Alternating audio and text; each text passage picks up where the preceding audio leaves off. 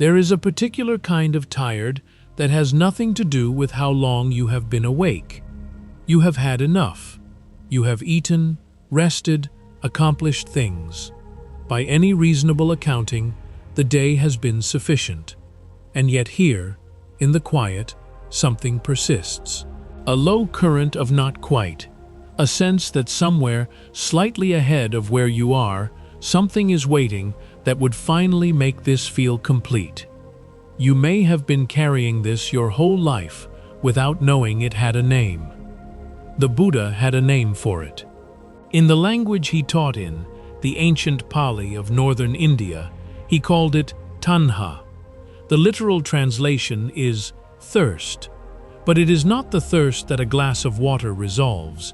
It is the thirst that returns the moment the glass is empty. The thirst that is not caused by the absence of water, but by the nature of the drinking itself. Tonight's stories are about this, about the wanting that does not stop, about what it costs and where it lives, and, most quietly, about what is already here underneath it. Before we begin, leave one word in the comments tonight. One word for what the wanting feels like right now. Restless, empty, searching, unsatisfied. Whatever is honest. Someone else will read it and feel less alone. If this channel is finding you something worth keeping, the subscribe button is there. It costs nothing. Now, close your eyes if they are ready. Tonight's stories come from 6 traditions and 10 centuries. A Sri Lankan merchant who spent 40 years acquiring things that would make him feel finished and understood.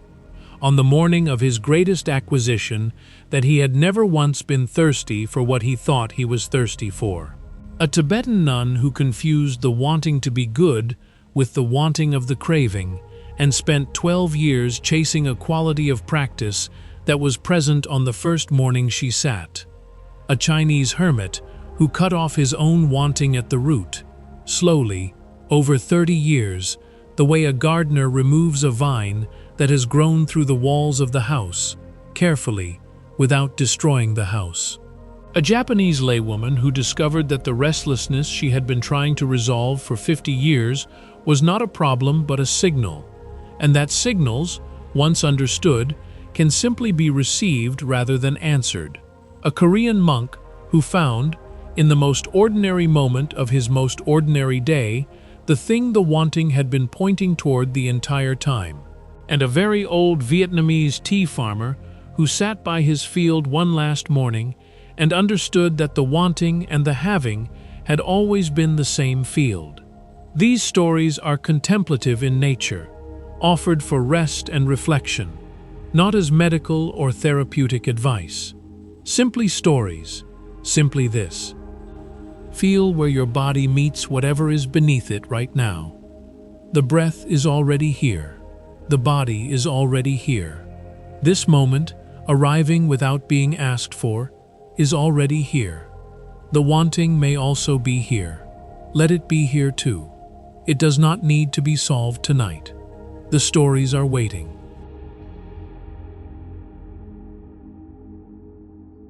In the port city of Galle, on the southern coast of Sri Lanka, in the early years of the Anuradhapura period, before the great stupas of the north had been completed, and while the Theravada tradition was still establishing the forms it would carry through the following centuries, there was a merchant named Mahinda Thera, not the famous Mahinda who brought the Dharma to the island, but a lay merchant who had given himself the name in the hope that something of the elder's quality might attach to the using of it.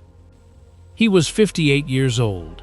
He had been a merchant since his father's house, learning the trade before he had words for commerce, absorbing the specific knowledge that the spice routes of the southern coast required, learning which captains could be trusted and which could not, learning how weather affected price, learning the particular patience of waiting for the right moment to buy and the right moment to sell. He was good at this. He had been good at it his entire life.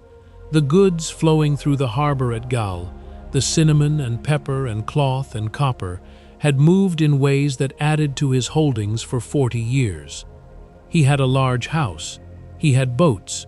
He had the specific weight of a man whose word was trusted in the market because his word had always proven reliable. He was, by any measure his world offered, a successful man.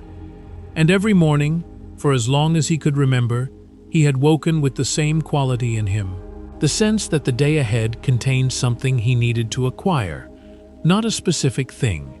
The quality was not directed toward any particular object. It was more general than that. A readiness to pursue, a restless alertness, an orientation toward what was not yet his.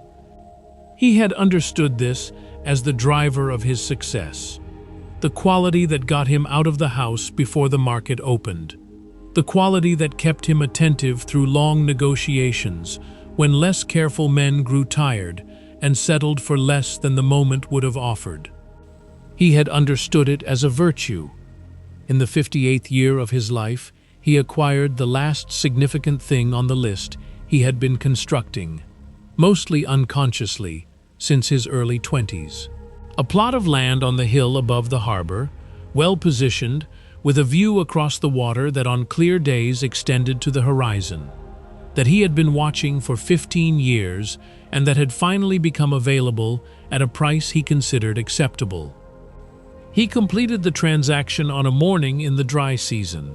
He walked to the land in the afternoon and stood on it and looked at the harbor below and the water beyond. He waited to feel finished. He did not feel finished. The quality was still there, the orientation toward what was not yet his. It had not resolved into satisfaction with the acquisition. It had simply redirected, already looking past the hill toward the next thing, though what the next thing was had not yet become clear.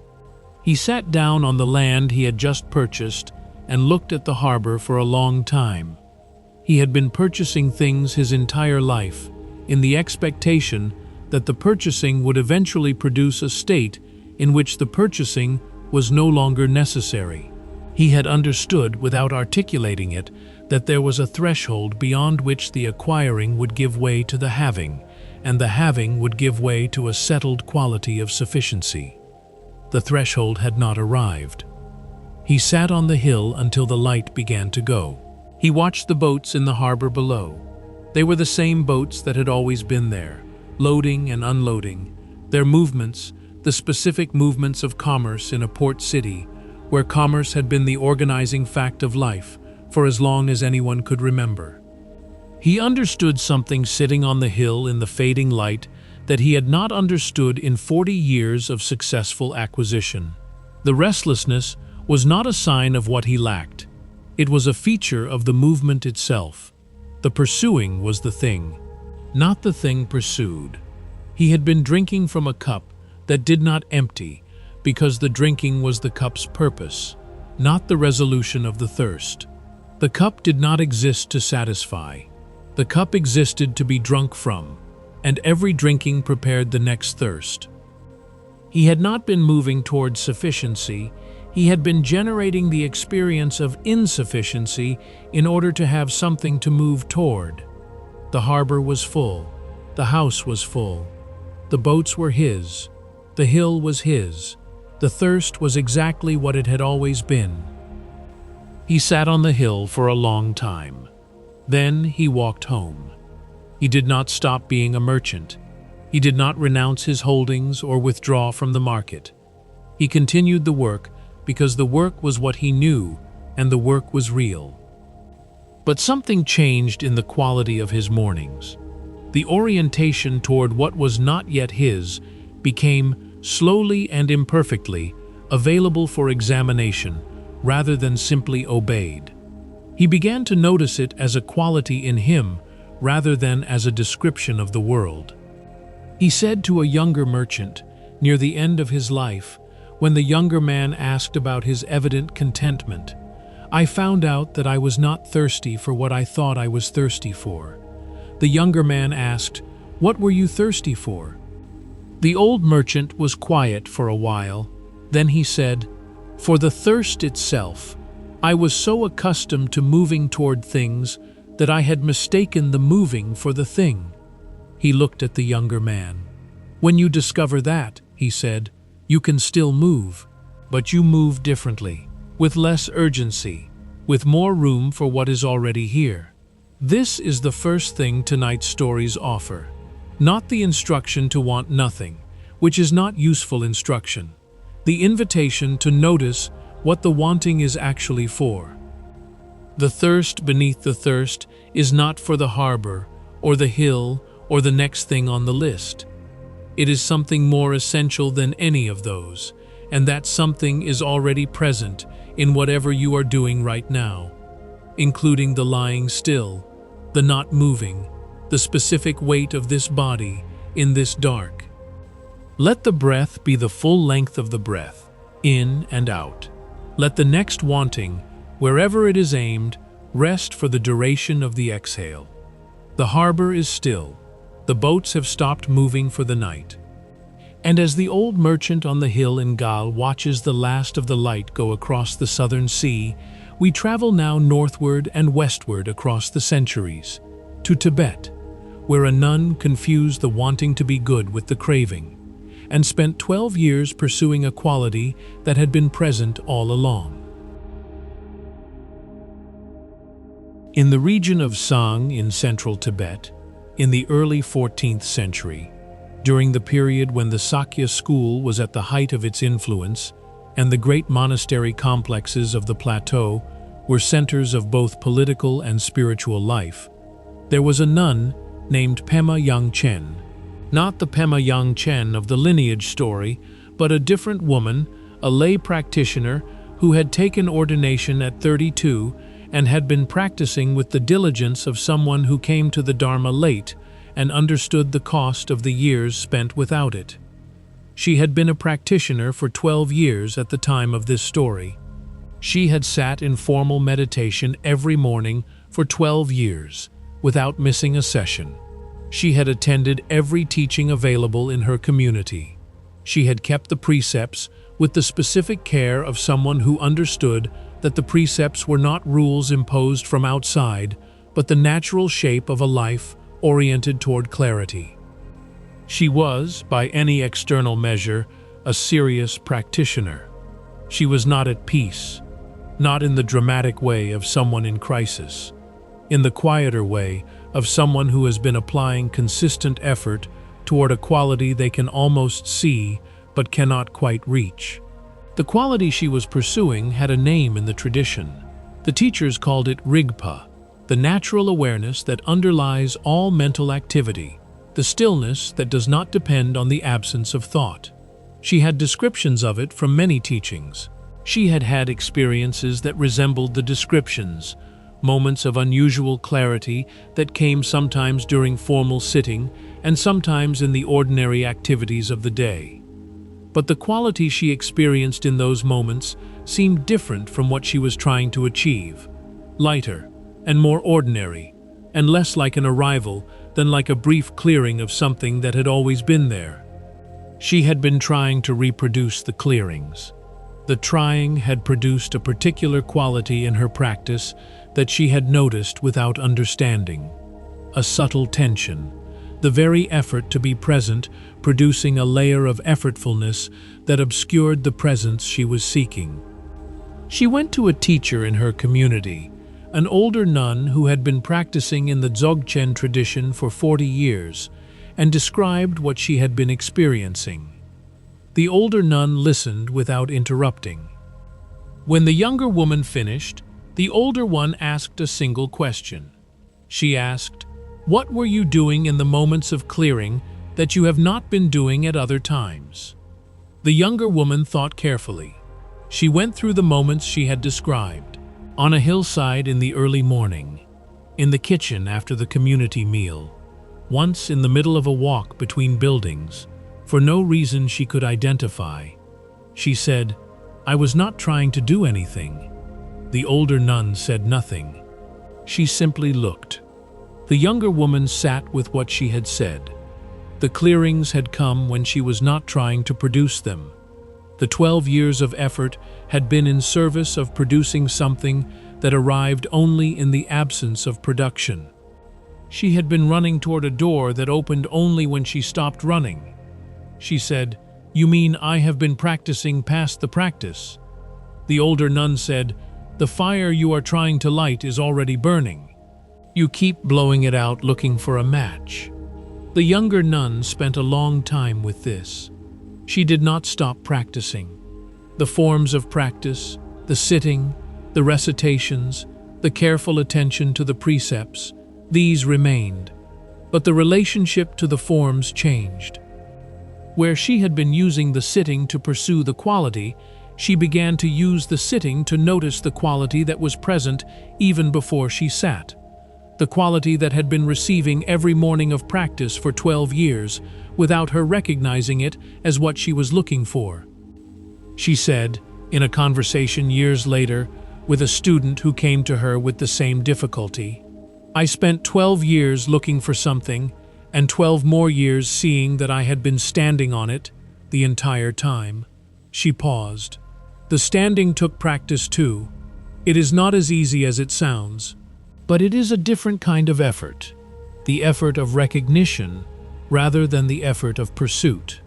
This matters tonight because the thing you are looking for in the wanting, the quality of completion or sufficiency or peace that the wanting is aimed at, is not beyond the wanting, it is underneath it. It was present before the wanting began and will be present when the wanting rests. You do not need to resolve the wanting to access what the wanting is pointing toward. You need only to look in the direction the pointing comes from, rather than the direction the pointing goes. The direction it comes from is here. This body, this breath, this specific darkness at this specific hour. Let the eyes go soft behind the closed lids. Let the effort of the day dissolve in the same way that the morning clearings came, not through resolution, but through the simple absence of the pursuing. The fire is already burning. And as the morning light comes over the mountains of Sang, and the older nun sits quietly, and the younger one begins, for the first time in 12 years, to practice without pursuing, we travel now eastward, to the mountain valleys of Tang Dynasty China, where a hermit spent 30 years removing a vine from the walls of his house. In the Zhongnan Mountains south of the Tang Dynasty capital of Chang'an, in the 8th century, in the same ranges that had housed hermit practitioners since long before the Tang brought its particular synthesis of Confucian and Buddhist and Taoist thought to the shaping of the era's culture, there was a cave hermitage occupied by a Chan practitioner named Gikan, not the Japanese monk of the earlier story, but a Chinese hermit who had taken a name from the tradition he was practicing. He had entered the cave at 31, following a period of monastery training that had given him the technical foundation of the practice and the specific recognition that the monastery, with its communal schedules and social obligations, was not the environment in which the deepest work was going to happen for him. He was not antisocial. He left the cave periodically to beg in the nearest village and to attend, once or twice a year, teachings by teachers whose work he respected. He was, by the standards of the hermit tradition, connected rather than isolated. But the center of his life was the cave, and the practice in the cave, and the specific work of the cave, which was, for the first 15 years, primarily the work of seeing clearly what was happening in his mind. What was happening in his mind was what happens in anyone's mind when the external structures that normally occupy it are removed. The craving became visible, not dramatically, not as a torrent of obvious desires, as something subtler, a continuous low-level orientation toward alteration. The present moment, observed carefully, was always experienced as slightly insufficient. Not suffering exactly, simply not quite arrived. He had expected this. The teachers had described it. The texts had named it. He had understood, intellectually, that this quality was Tanha, the thirst, the same thirst the Buddha had described as the root of suffering in the Second Noble Truth. Understanding it intellectually had not changed it. He sat with it for 15 years. Not fighting it, not trying to suppress it, in the way of the Chan tradition at its best, simply attending to what was present, noting the quality, observing its movements, watching the way it reached toward future satisfactions and away from present discomforts without ceasing. In the 16th year, something began to change. Not dramatically, not in a single session or a single insight. Over a period of months, the quality of his relationship to the craving shifted. He began to be able to distinguish between the craving and the awareness of the craving. The craving was a movement in him. The awareness of the craving was something that held the craving without itself craving. He described it, in a teaching preserved in the records of his students, as like discovering that the vine, growing through the walls of the house, was not the house. The vine had been growing for so long, and had worked its way so thoroughly into the stone, that he had come to experience the vine as structural, as though the house would not stand without it, as though removing the vine would be removing something essential.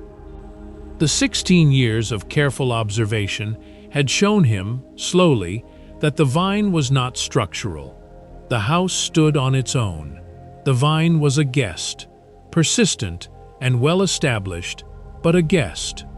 He spent the next 15 years removing it. Not forcibly, the same patient observation, but now with the additional clarity of knowing what was vine and what was wall. Each time the craving moved, each time the orientation toward not yet arose, he noted it as vine rather than as the house. He did not add to it the secondary belief that the craving was a necessary part of him that could not be addressed. The vine did not disappear. At 81, the year of his death, it was still present in attenuated form. He never claimed otherwise. But the house was visible beneath it. He said to one of his last students, a young man who had come to ask about the path, "The wanting does not stop because you understand it. It stops, gradually, because you stop feeding it the belief that it represents something real about what you are." He paused. What you are is the house. The wanting is the vine.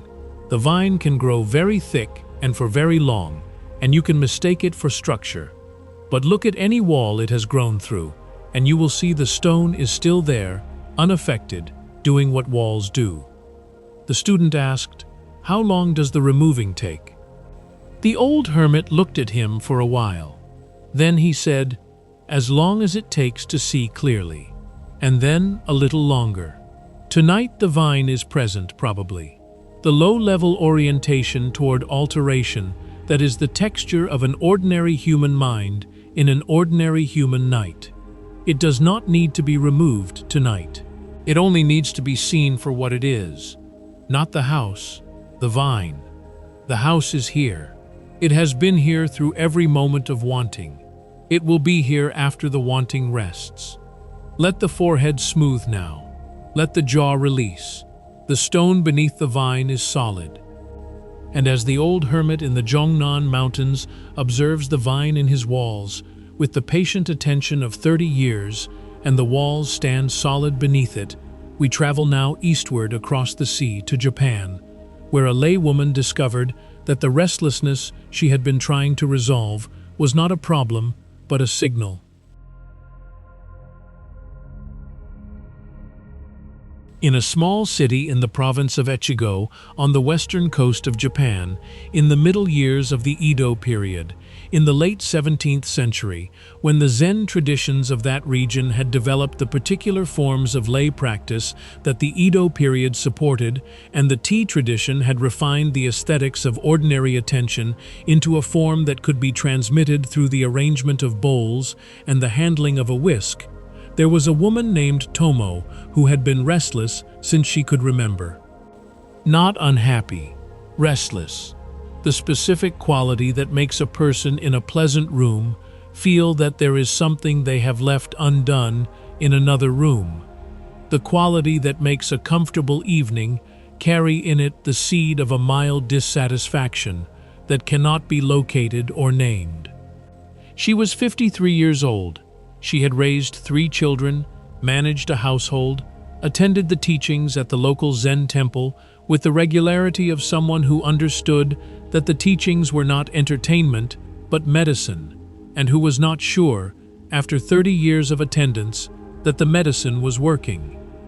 She had spoken of the restlessness to her teacher at the temple, a monk of the Rinzai tradition, who had a reputation for the specific kind of directness that the Rinzai method at its best produces. He had given her practices, he had given her koans, he had given her teachings about the nature of mind and the structure of the ordinary human experience of insufficiency. The restlessness had continued. She went to him one autumn evening after the teaching and said, with the directness that 53 years of restlessness produces, "I have been practicing for 30 years and I am still restless. Either the practice does not work or I am doing it wrong." He looked at her for a while. Then he asked, "What does the restlessness feel like? Not what does it mean or what causes it. What does it actually feel like, right now, in the body?" She sat with this for a moment. She described it, a quality in the chest, a sense of incompleteness. "Something not quite finished," he asked. "Does it hurt?" She thought carefully. "No," she said, "not exactly.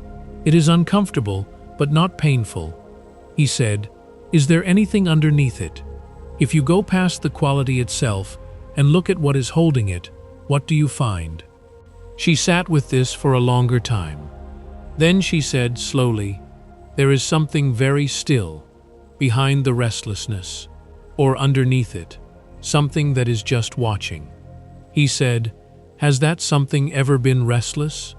She was quiet for a long time. He said, "The restlessness is a signal. Signals are not problems, they are information. The information this one carries is simply the report that the mind is moving, that the wanting is present, that the orientation toward what is not yet here is active." He paused. "The question is not how to stop the signal. The question is whether you are identified with the signal or with the one receiving it." She went home and sat with this for several months. The restlessness did not stop, but her relationship to it changed in the specific way that things change when they are finally received rather than resisted. She had been spending 53 years trying to resolve the signal rather than reading it. The signal was not asking to be resolved, it was asking to be acknowledged. It was the mind's report of its own movement. And the movement, seen clearly, was information about the nature of mind, rather than a problem requiring a solution. She described what changed in a letter to her daughter years later. "I stopped fighting the current and started watching it. The water is still moving, but I am no longer drowning in it because I am no longer in it. I am on the bank. I have always been on the bank. I just did not know it. Tonight the restlessness may be present, the wanting, in whatever form it takes in this particular body in this particular night. It does not need to be resolved before you are allowed to rest. You are not the wanting. You are the one in whom the wanting is arising. The one on the bank, watching the current. The current moves. The bank is still. Let the breath be slow and regular. Let the current be what it is. Let the bank hold you." And as Tomo sits by the window in the autumn evening in Echigo province, and something in her finally stops fighting the water, we travel northward and forward 2 centuries, to Korea, where a monk found, in the most ordinary moment of his most ordinary day, the thing the wanting had been pointing toward.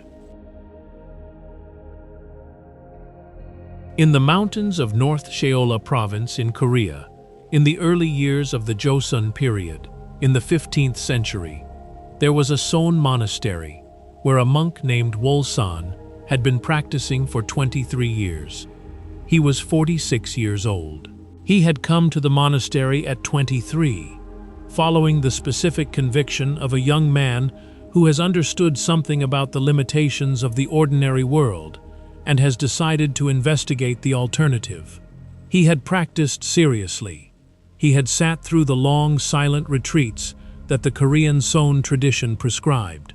He had worked with the Huato, the central question of his practice, with the consistency of someone who understood that the question was not answered by thinking, but by a quality of attention that thinking could point toward but not provide. He had not had a dramatic breakthrough. He had had, over 23 years, a slow accumulation of clarity that had changed the quality of his days without transforming them in ways visible to anyone else. He was not dissatisfied with this. He was, in the way of someone who has practiced seriously for a long time, past the expectation of dramatic transformation and into the slower work of ordinary change. He was assigned, in the rotation of monastery duties, to the task of sweeping the main courtyard every morning. He had been sweeping the courtyard every morning for 4 months at the time of this story. The courtyard was large. The sweeping took approximately an hour. He swept in the early morning, before the formal practice sessions, in the specific quality of light that exists just before the sun has fully risen, when the sky is bright but the directional light has not yet arrived. The sweeping was not contemplative in the deliberate sense. It was simply sweeping, broom on stone. The movement of dust and leaves from one place to another. The specific sound of bristles on the worn stone of a courtyard that had been swept for generations. On an ordinary morning, in the 3rd month of the assignment, sweeping in the ordinary light of an ordinary dawn, Wolfson noticed something he had not noticed before. Not a dramatic insight, not an arrival, something much smaller. He noticed that the sweeping was sufficient, not in the sense of being adequate or acceptable, in the sense of being, in this moment, exactly and completely what was present and required nothing added to it to be what it was. The courtyard was being swept. The light was the light of this particular morning. The sound of the broom on the stone was the sound of this particular broom on this particular stone. The breath was the breath. He had spent 23 years practicing toward a quality of presence that he had understood as something to be achieved, a destination that consistent effort was moving him toward.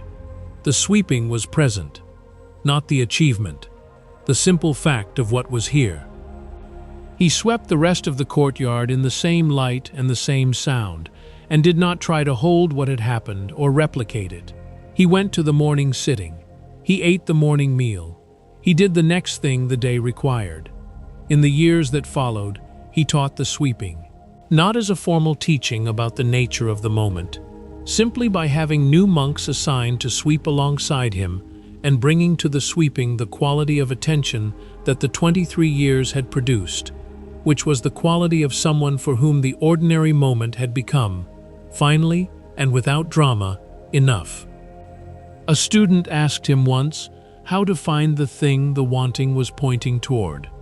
He said, "Sweep the courtyard." The student asked, "For how long?"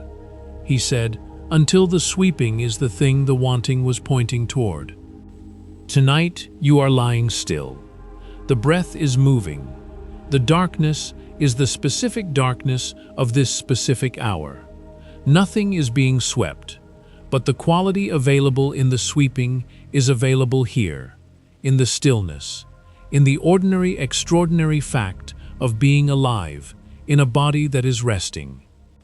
The wanting was always pointing here. Let the body be heavy now, the pleasant heavy of something that has arrived at its rest. The stone under the broom is the same stone every morning. The morning is always new. And as Wolfson sweeps the last corner of the courtyard in the early light, and the other monks begin to stir in the buildings beyond, we come now to our last story. Southward to Vietnam, where a very old tea farmer sat by his field one final morning, and understood that the wanting and the having had always been the same field.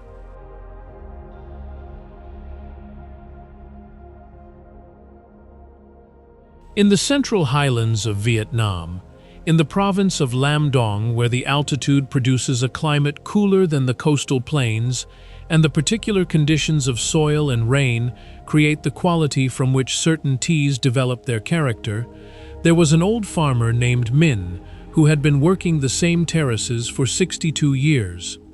He was 81 years old. He had come to these terraces at 19, as his father's son, and had learned the work the way he had learned everything from his father, by doing it alongside someone who already knew how. He had continued after his father died. He had continued while his children grew and left for cities. He had continued through the seasons of abundance and the seasons of poor harvest, and the seasons where the weather was difficult in ways that no amount of skill could fully compensate for. 62 years of the same terraces, the same soil, the same particular quality of morning mist that collected in the lower rows and burned off more slowly than it did on the upper ones. He had been a man of wanting his entire life, not in a way that the world around him would have described as unusual. He had wanted a good harvest and a warm house and healthy children and enough rain and the continuation of the things he cared about. These are ordinary wants. He had not been ashamed of them. But there had always been, underneath the ordinary wants, the specific quality that tonight's stories have been describing. The sense that the present moment was not quite the moment he was moving toward. The sense that completion was slightly ahead of where he stood. He had assumed this was the character of all lives, and had not examined it closely. In his 81st year, in the dry season, he became ill with the illness that would end his life. Not quickly, but with enough direction that he understood what was happening. He was not afraid. He had lived long enough to have made peace with what living long means about the ending. On one of his last mornings, he walked to the terrace above the house. He could not work anymore. His body did not have the capacity for the physical requirements of the harvest. He simply walked to the terrace and sat on the low stone wall at its edge and looked at the field. He had been looking at this field for 62 years. He had looked at it from the position of working it, of assessing it, of worrying about it, of planning for it, of hoping for it, of being disappointed by it and grateful for it, and tired of it, and renewed by it in cycles that had repeated across 6 decades. On this morning, he looked at it without any of those orientations. He was too tired for orientation. He simply looked. The field was lit by the first light of a dry season morning, which has a quality different from the wet season light, clearer and more direct, falling on the leaves at an angle that showed the specific green of the upper surface and the slightly paler green of the undersides where the light did not directly reach. He looked at the field. He had wanted this field to produce more his entire life. He had wanted it to produce enough, then more than enough, then more again. He had wanted the rains to come at the right time, and the harvest to be good, and the price to be fair, and all of it to continue. He had wanted these things so continuously for 62 years that the wanting and the field had become almost the same thing. He could not recall a morning when he had stood in front of the field without the wanting present between him and it. This morning the wanting was not present. Not because it had been resolved, because he was too tired to maintain it and too near the end to believe it mattered. He looked at the field. The field was simply what it was, green in the early light, still itself. He sat with the field for a long time. He said quietly, to no one in particular, because no one was there. It was always this. He meant the field. He meant that the field he had been wanting to be different, wanting to produce more, wanting to perform in ways that matched his plans and needs, had always been this.